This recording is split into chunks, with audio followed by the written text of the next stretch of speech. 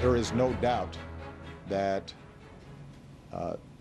our failure to roll out the ACA smoothly has put a burden on Democrats, whether they're running or not, because they stood up and supported this effort through thick and thin.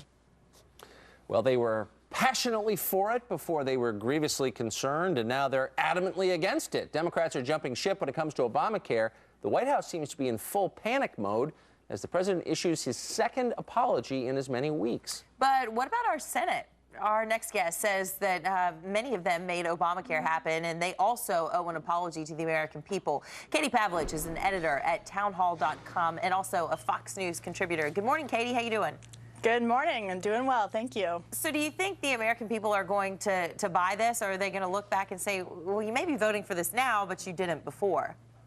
I think that ship has sailed because the American people realize that their plans have been lost. They were told they wouldn't be lost, and that they're not getting those plans back. I mean, even if the insurance companies come back and install some kind of going back and giving them their plans, they're not going to have the same plans that they did.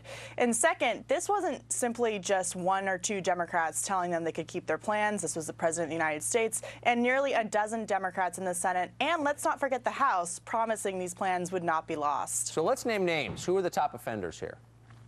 So there's a couple. Like I said, there's 10 of them in the Senate. It was very hard to pare down just a couple of them, but we're going to start with number 3, and that would be Senator from Louisiana, Mary Landrieu, who provided one of the last votes for Obamacare to go through. Without her vote, based on a false promise, we might not have Obamacare in the train wreck that it is today. Number 2, we would say Senate Majority Leader Harry Reid from Nevada, because he's blocked every single Republican proposal to fix Obamacare and to help the American people keep their plans and to maybe delay the individual mandate, all for political reasons. And number 1 offender, hands down, is Senator from Montana, Max Baucus, who wrote the bill, knew that millions of people would lose their insurance, and yet went out there and said that they would be able to keep their plans anyway. And so those are the top 3, but I should tell you that Breitbart.com has a list of all 10 of the worst offenders here. Katie, do you think they're going to stay mum, or do you think they're going to come forward and kind of fess up to it just like the president did?